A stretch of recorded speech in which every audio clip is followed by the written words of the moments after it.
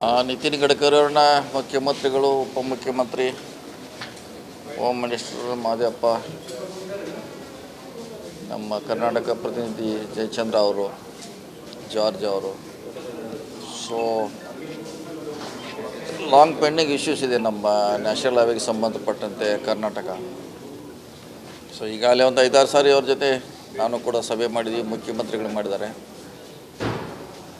ಅದೇ ಕೆಲವು ಸಮಸ್ಯೆ ಡೆಲ್ಲಿಯಲ್ಲಿದೆ, ಕೆಲವು ಸಮಯ ನಮ್ಮ ಲೋಕಲ್ ಆಗಿದೆ, ಬೆಂಗಳೂರಲ್ಲಿದೆ, DC ಆಫೀಸರ್ ಇದ್ದಾರೆ, ಫಾರೆಸ್ಟ್ ಇಶ್ಯೂಸ್ ಇದೆ. ಸೊ ಹೀಗಾಗಿ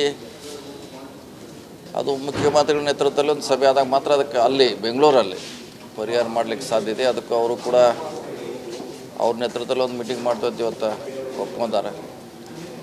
ಸೊ ಹೆಚ್ಚು ಕಮ್ಮಿ ಗಡ್ಕರಿ ಅವರು ಕೂಡ ನಮ್ಮ ಚೀಫ್ ಸೆಕ್ರೆಟರಿ ಅವ್ರಿಗೆ 2-3 ತಿಂಗಳು ಟೈಮ್ ಕೊಟ್ಟಿದ್ದಾರೆ ಇಶ್ಯೂಸ್ ಕ್ಲಿಯರ್ ಮಾಡಲಿಕ್ಕೆ.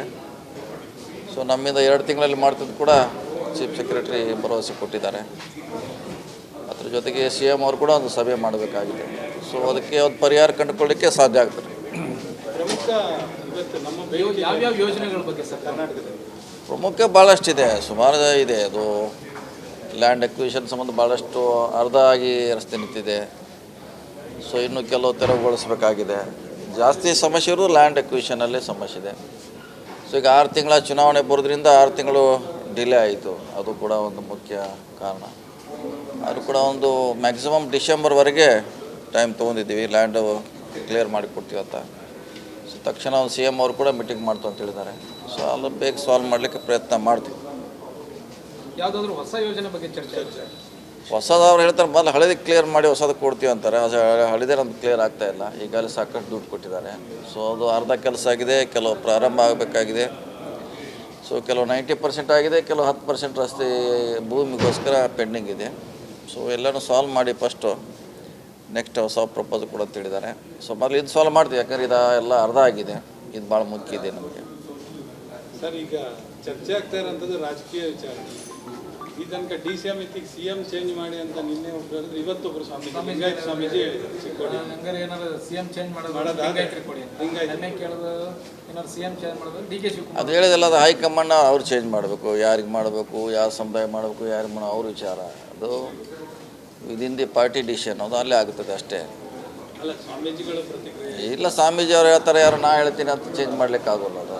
ಸೊ ಅದನ್ನು ಪಕ್ಷ ಶಾಸಕರಿದ್ದಾರೆ, ಅವ್ರು ನಿರ್ಧಾರ ಮಾಡ್ತಾರೆ. ಅದು ಪಕ್ಷಕ್ಕೆ ಸಂಬಂಧಪಟ್ಟದ್ದು ವಿಚಾರ. ಯಾರೋ ಹೇಳ್ತಾರೆ ಅಂತ ಅಥವಾ ಎಲ್ಲೋ ಚರ್ಚೆ ಆದರೆ ಅದನ್ನು ಬದಲಾವಣೆ ಮಾಡಲಿಕ್ಕೆ ಆಗೋಲ್ಲ. ಅದು ಪಕ್ಷದ ತೀರ್ಮಾನ, ಹೈಕಮಾಂಡ್ ತೀರ್ಮಾನ ಅಷ್ಟೇ. ಅದೇ ಹೇಳಿದ್ರೆ ಏನು, ಅದಕ್ಕೆ ಹೇಳ್ಬಾರ. ಇದು ಪ್ರಜಾಪ್ರಭುತ್ವ ರಾಷ್ಟ್ರ, ಅತ್ಯಂತ ಹೆಚ್ಚು ಪ್ರಜಾಪ್ರಭುತ್ವ ಇರುವಂಥ ರಾಷ್ಟ್ರ. ಏನು ಬೇಕಾ ಜನ ಹೇಳಲಿಕ್ಕೆ ಇಲ್ಲಿ ಅವಕಾಶಗಳಿದೆ.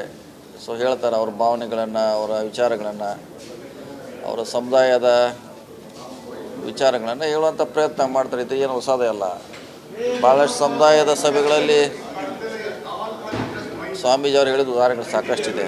ಅವರು ಹೇಳಿರ್ಬೋದು ಯಾರು ಅಷ್ಟೇ.